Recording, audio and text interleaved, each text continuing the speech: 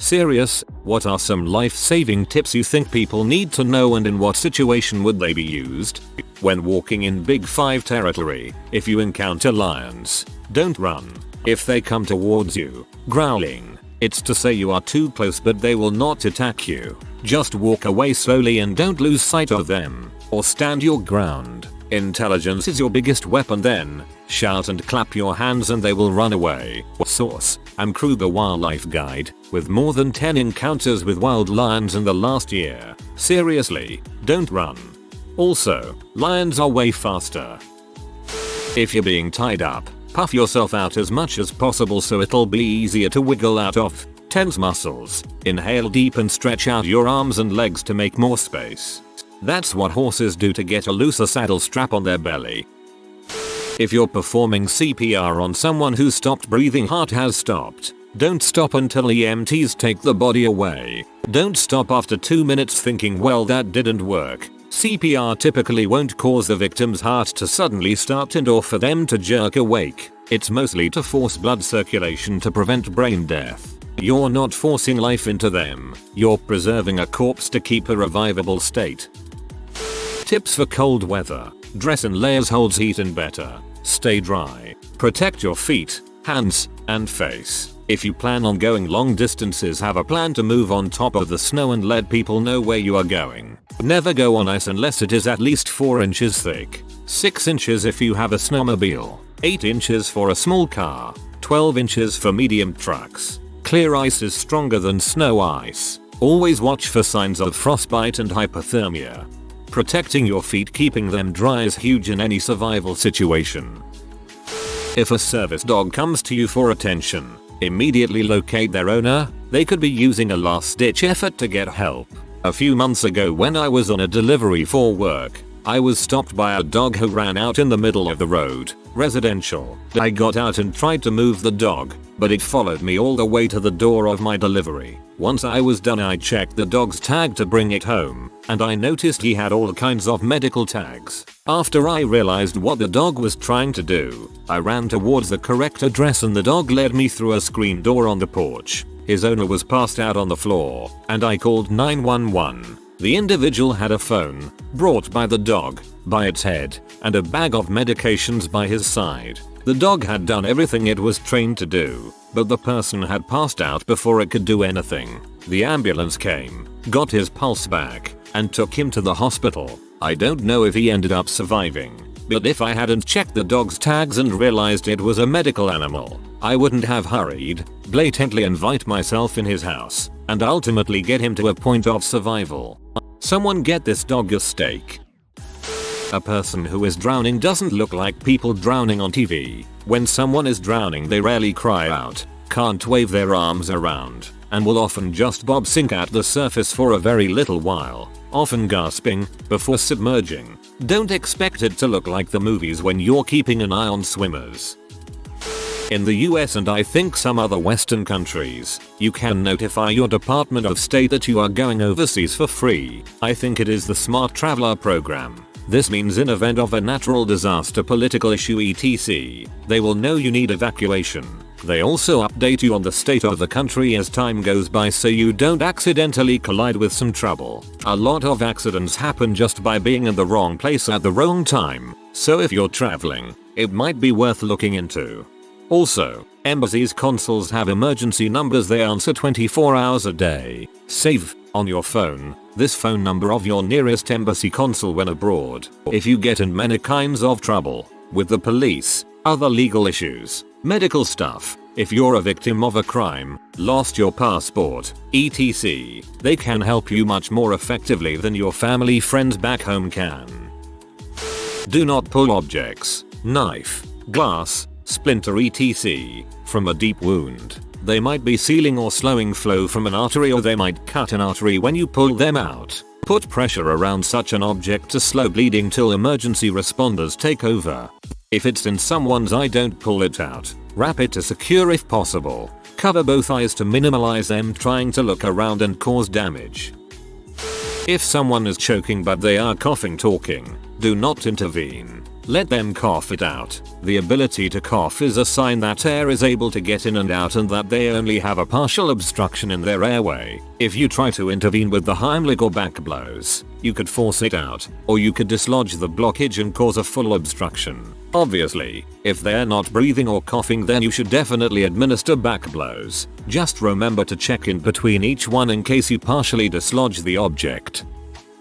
If you fall into water, don't panic. You don't have to be able to swim, you just have to float. Hold your breath and let yourself bob to the surface. If someone is in trouble in the water, they will absolutely kill you in the mindless panic. Bring something with you, a float, a rope, a towel, and use that to bridge the gap between you so you can tow the person in. If you must make direct contact, come up from behind and slip your arm across the victim's chest. Pull the victim's back to your chest and keep her arms facing away from you. I've been in the death grip of a fat little 8-year-old and he nearly took me out. If a panic drowner does grab you, do everything in your power to go down toward the bottom. Most will let go. That's the last place they want to go. Recognize that even if you are both a strong swimmer and a trained rescuer, you are still risking your own life if you go to the aid of a swimmer in trouble. Take it very seriously. If you're stuck in a stampede, as soon as you get knocked down your chances decrease significantly. If this is the case, however, and you can't get up immediately, assume a protective posture with your feet tucked up and your hands covering your head. Try to position your face in the direction the crowd is moving so you don't get kicked and try to get back on your feet ASAP. This is by far one of my very worst fears. Holy crap, I can't imagine how scary that would be. I had a friend get lost and go down a logging road and get snowed in. She was reported missing for several days. When they found her, she'd managed to keep herself alive by packing the single water bottle she had with her with snow, placing it on the roof of her car, and waiting for it to melt. Then she'd drink and repeat. If she hadn't thought to do this, she'd be dead. She had frostbite on her toes, but after several weeks of physical therapy made a full recovery. I live near the Gulf of Mexico. At the end of one of our beaches, there is a waterway with a heinous rip current. There are signs everywhere, in many languages, warning people not to get in that water, to stay off the jetty. Every single year people drown there because they ignore those signs. I was there every day last week and each time there were tourists climbing on the wet and slippery jetty despite the signs and the obviously wild water. My tip is for people to obey warning signs. They are there for a reason. I wonder if we put a death counter sign, or a days without an accident on this jetty sign, if people would get the message better. A few survival tips for mainly the desert but also a lot of places. If you are lost in the desert, or a lot of places for that matter, the number one thing you can carry to increase your chances of being found is a small reflective mirror. Anytime a plane flies overhead you can reflect light towards them and you greatly increase your chances of being found. This seriously is more important than carrying more water with you. Not that water doesn't help, it's just not realistic to carry that much water on your back. Furthermore, if you get stranded in the desert with a vehicle, do not leave your vehicle to find people. You are a lot harder to see than your vehicle and your car can provide shelter. Your car has some good reflective mirrors to signal with, especially the rear view mirror. People die all the time doing this, often found only mere miles from their car. Finally, the universal sign for needing to be rescued is waving two arms up and down. If you wave only one arm to a passing plane, you will not be helped, or at least are less likely to be helped. Also, because a few people have been wondering what to do if you can't use both of your arms, there is another universal way to signal for help that is more versatile. The way I can best describe it is 3 of anything quick signal. 3 gunshots, 3 whistle blows, 3 flashes of a flashlight, 3 flashes from a reflective mirror, etc. Just make sure they are spaced widely enough, at least 1 second, and that you spend a considerable time before making your next 3 signals. There have been many deaths that could have been prevented had this advice been followed. I think if I was in a plane low enough to see a single person in the desert waving an arm in the middle of nowhere or next to a stopped vehicle, I would probably report it anyway. If you get caught in a rip current, swim horizontally parallel to the shore at the fastest speed you can comfortably maintain. Don't worry that you're going further out. Eventually you'll be out of the current and can slowly head back inland. Try to swim against it and you'll just tire yourself until you drown. Also, one of the ways to identify a rip current is to look out for gaps between the waves. The calmer gap between waves may look safer for you to play without worry about waves washing over your head or overtaking little Timmy, but a small patch of calm water in an otherwise choppy sea is often a rip current. Death from a rip current is completely avoidable. When you're making a turn across oncoming traffic, keep your wheels pointing straight ahead until the opportunity comes for you to make the turn. If your wheels are facing into the turn and someone hits you from behind, they will push you into the oncoming traffic and dead you will go. Finally something I can use. If you work around stuff that can cut someone, easy metal scrap, sheet metal or really any factory or construction work, wear a belt. IDC if you don't need one to hold your pants up. A belt can be a quick easy tourniquet and save a life. Source: my belt saved a life. Also, always wear safety glasses and don't use gloves long sleeves around machine tools. If you find yourself hurt in a public place, direct your pleas to one person, not to the crowd, cause everyone will think somebody else will help you. It is called the bystander effect.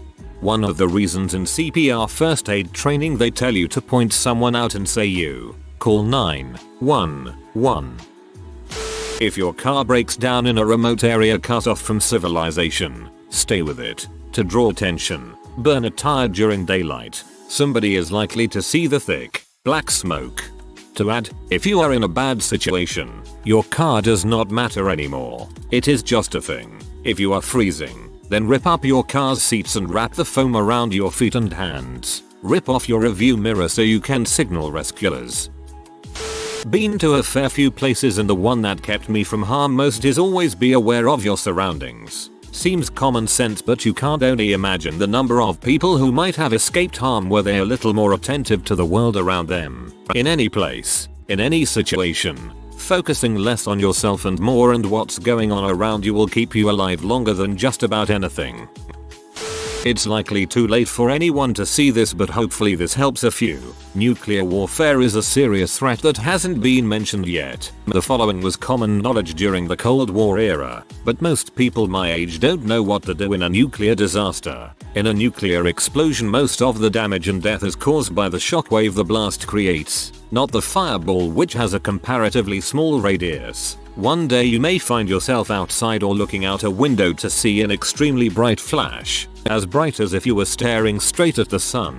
Do not attempt to locate the source of the flash. You have maybe 8-10 seconds to respond if you're far enough away from the fireball. Lay face down on the ground and put your thumbs in your ears and fingers over your eyes. Breathe through your teeth. Since you're laying face down, the shockwave will mostly pass over you. If you're standing up, it can cause your lungs, eardrums, and other organs to explode. Once the shockwave passes over you, you need to find shelter immediately. I said before that most death from the explosion is caused by the shockwave. Well, far more death is subsequently caused by nuclear fallout after the blast. Do not attempt to travel anywhere. Just get underground. If you're next to a complete stranger's house or a business, don't hesitate to go inside and hide out under as much concrete and steel as possible. You need to remain in this location for the next 48 hours. This is critical. Even if you survive the blast, if you attempt to go home and spend just 20 minutes outside traveling, you will more than likely die of radiation sickness.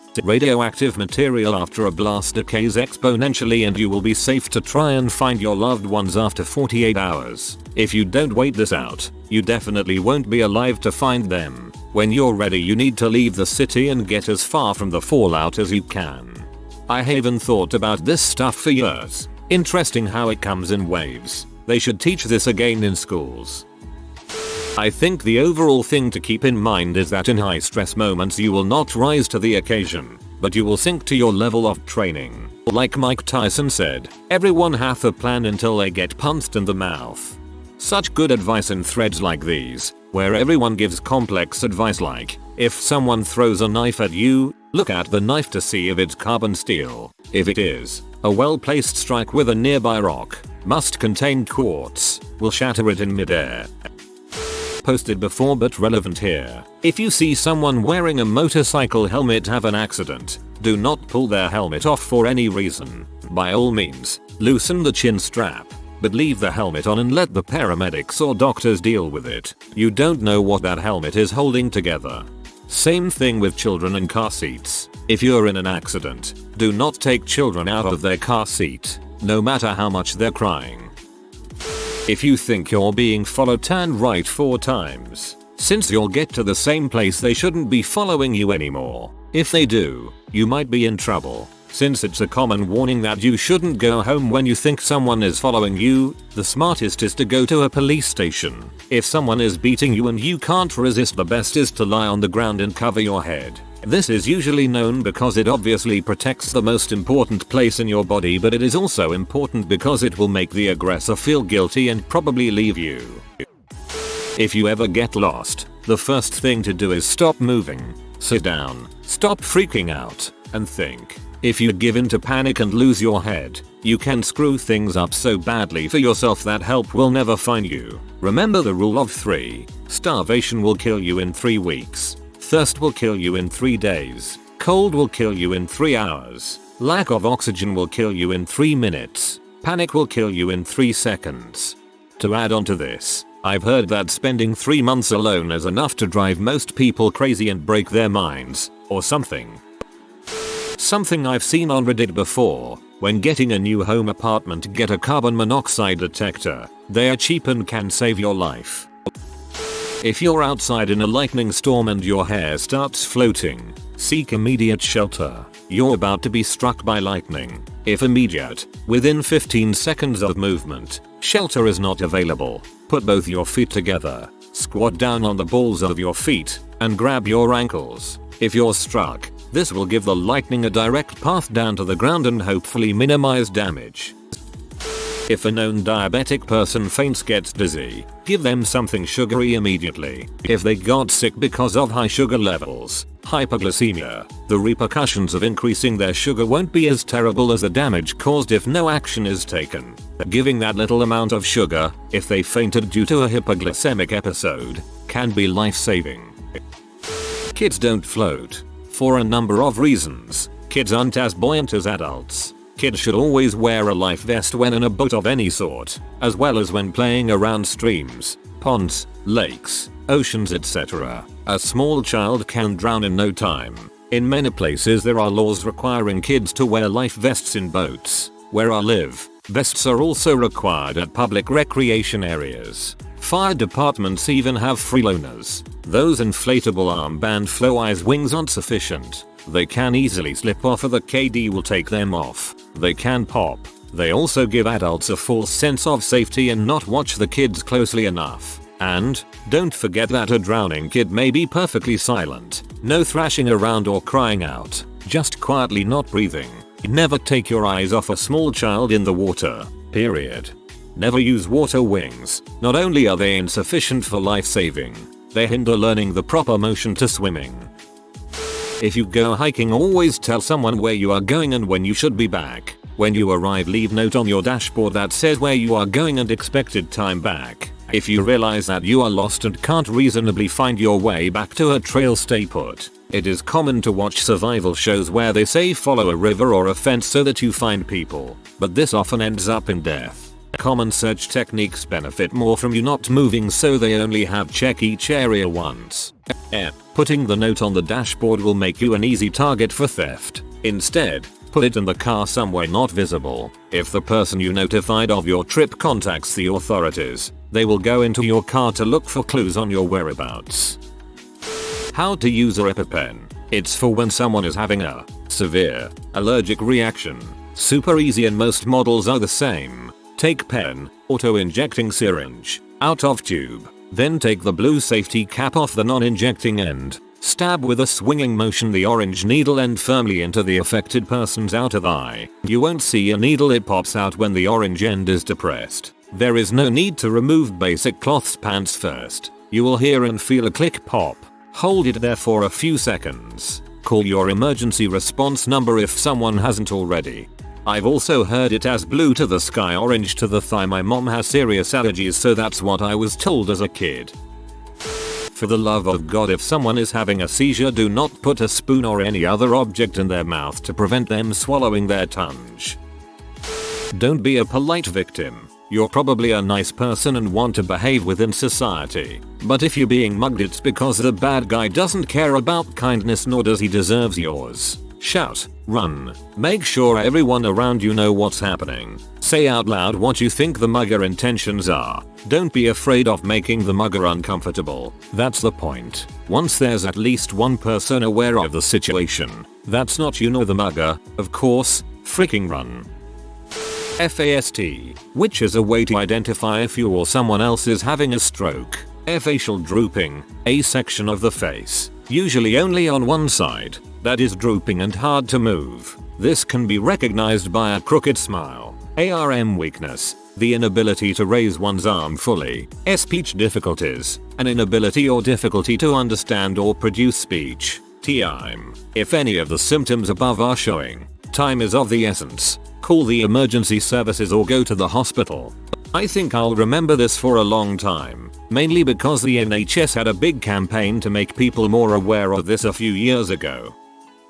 If you get an infection in your arms or legs and it is hot to the touch or streaking, take a picture and go to urgent care or the ER. Skin infections can cause loss of limb or your life if they go unchecked. I got cellulitis in my arm and went to the doctor, got meds and they took a sample to culture. The next day I went to the ER and the doctor was concerned until I showed him photos from 1 hour, 2 hours, 4 hours, 12 hours and 24 hours ago. They fast tracked me and got me into a room and on IV antibiotics ASAP, which saved my arm. The tone of the doctor changed from mild concern to near panic when he saw the photos and how quickly the infection had spread. From the time I entered the ER to the time I made it to the room, my arm swelled up and the red streaks had spread even faster.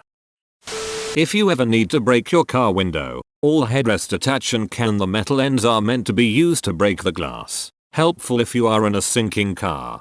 Not all headrests attach. In newer vehicles it's becoming less likely due to active head restraint technology. Better to have a combo seatbelt cutter and window breaker stored within reach of the driver. This is for driving on snowy or icy roads. If you ever start skidding, do not brake. That will only lock the tires and frick you harder. What you need to do is take your feet off the pedals and steer with the skid until the tires find grip again. To add to this, BC people in my town drive like there's a goddamn foot of snow on the ground when it's just an inch. 4-wheel drive gives you exactly zero ability to stop any faster. Don't tailgate people, leave following distance and don't drive 60 miles per hour in the snow. If it's brown, lie down. If it's black, fight back. If it's white, you're fricked. For bear encounters, I've met so many casual hikers in bear country with no idea there's bears in the same woods as them. If it's white, good night. Realize that your family medical history is your medical future. Check your blood pressure and maintain it using all means available to at or below 120/80, unless otherwise directed by a doctor. Former candidate for stroke, now happily 117/78.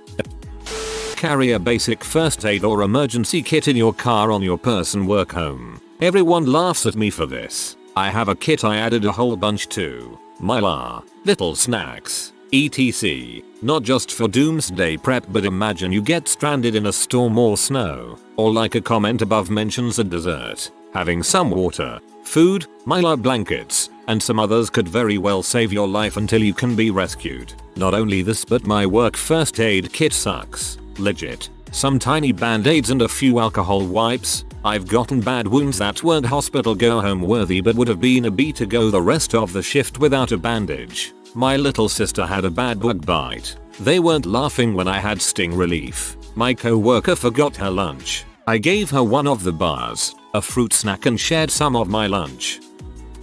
If you are new to the channel, you can subscribe. I publish new videos every day. Until then, check another video.